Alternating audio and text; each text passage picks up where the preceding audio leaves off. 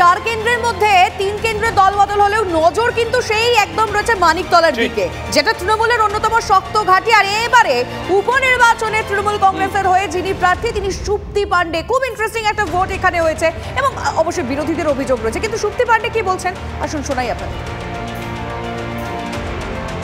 সন্দেহ হলেই মারধর করার চেষ্টা করছিলেন, ইরিটেট করছিলেন, কিন্তু তার ফলে একটা ইরিটেশন তৈরি হয়েছিল। সেটা কি তার একটু আগে ওনার সঙ্গে আমার মানে 100 মিটারের দূরত্বে গাড়ি রাখা ছিল, আমি দেখলাম সুন্দরভাবে উনিও যাচ্ছেন, আমিও বললাম এমনি যে কল্যাণবাবু একই রাস্তা দিয়ে যাচ্ছেন, উনি চলে গেলেন, আবার যে কেন ঘুরে এলেন ওখানে, বারবার করে লোকে বলছে ওখানেই উনি ঘুরবেন কেন, আরও তো 7টা ওয়ার্ড আছে, সেখানে না ঘুরে পার্টিকুলারলি 31-এ ওনার ঘোরার ওই জায়গাটা ঘুরপাক খাবেন কেন? আরও কোনো ওয়ার্ডে আপনি দেখান, কিচ্ছু হয়নি, কোনো ওয়ার্ডে কোনো পার্টে হয়নি, কোনো ওয়ার্ডে হয়নি। 277টা পার্ট আমাদের, তার মধ্যে 1-2 পার্ট, এটা কি আপনি বিরাট ভায়োলেন্স বলবেন? আপনার দলের নেতারা বলছে যে 2021 এবং 2024-এ দাঁড়িয়ে দুবারই একই বিজেপির প্রার্থী এবং তিনি নির্বাচনের দিন নাকি একই রকম অশান্তি করেন, আপনিও কি তাই মনে? একই রকম অশান্তি করেন, একই রকম হাইকোর্টে যান, একই রকম একটা এলাকার ভোট আটকে রাখেন। আমি তো সবসময় বলি আমাদের জিজ্ঞেস করবেন না, যেটা আমি ওপেন চ্যালেঞ্জ দিই যে এলাকার অলিতে গলিতে আপনি জিজ্ঞেস করবেন, একটা পান দোকানে, একটা মুচিকে, একটা যেখানে শ্রমজীবী মানুষ থাকে সেখানে, একটা কর্পোরেট হাউসে আপনি জিজ্ঞেস করবেন। শুধু আমাদের পরিবারের সাধনবাবু একা নয়, আমাদের পরিবার সম্বন্ধে জিজ্ঞেস করবেন। মানিকতলা বৌদিকেই চাইছে, দেখা যাক, আগে দাদা চাক, মমতা তো চেয়েছেন, এবার দাদা চাইলে ডেফিনেটলি মানিকতলা বৌদিকে পাবে। বৌদি তো ছিলই, আলাদা করে পাওয়ার কিছু নেই। অ্যাকচুয়ালি কোনো স্ট্যাম্প, কোনো ডেজিগনেশন দিয়ে তোমার কাজকে সীমাবদ্ধ রাখা যায় না। If you want to do something there is always a way open to you.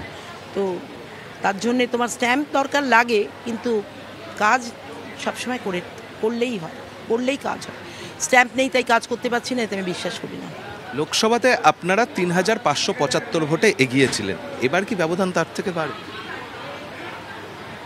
Definitely 3000, আমরা তো 10,000-এ জিতছিলাম, একটা ওই 31-এ গিয়েই আটকে গেছিল, প্রায় 6000-এর বেশি ব্যবধান ছিল ওখানে।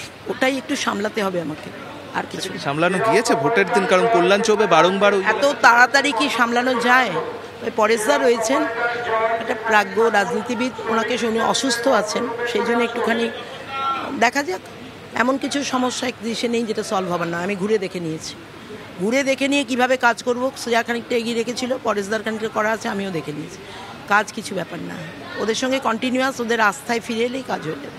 সাধনবাবু তো সকলকে নিয়ে চলতেন, আপনার ক্ষেত্রেও সেই পথই থাকে? একদম একদম একদম একদম। দেখবেন আমি কল্যাণ চৌবের এগেনস্টে একটা কথাও বলিনি, একটা শব্দ উচ্চারণ করিনি, এবং আমাদের ছেলেদের স্ট্রিক্টলি বারণ করেছি যে উনি ওনার গণতান্ত্রিক অধিকার আছে প্রত্যেকটা জায়গায় যাবার, প্রত্যেকটা জায়গাকে ভিজিট করবার, সেখানে ওনাকে যেন কোনোভাবে বাধা দেওয়া না হয়। উনি তো ওই দিন অভিযোগ করলেন যে 31-এই বারংবার বাধা পেয়েছে।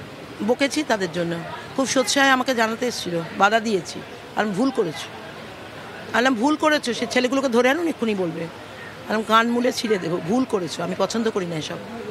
ছোটোগুলো হয় না, গো ব্যাগ বলেছি, আমি বললাম একেবারে এগুলো অসম্ভ্রম করা মানুষকে একেবারেই পছন্দ করি না।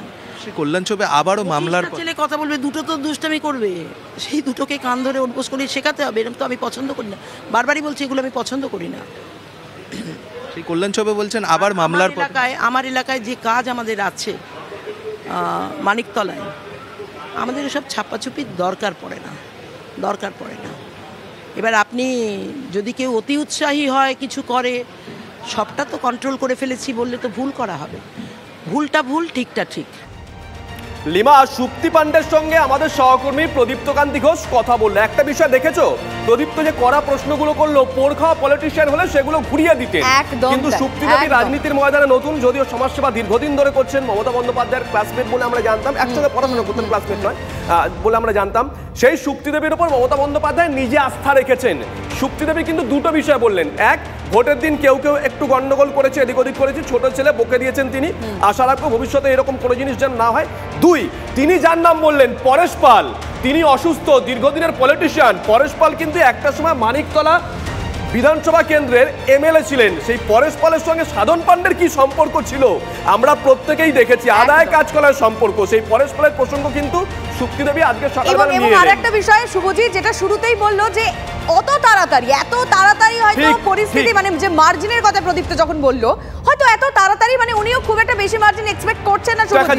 দেখা যাক দিনের শেষে কি হয়।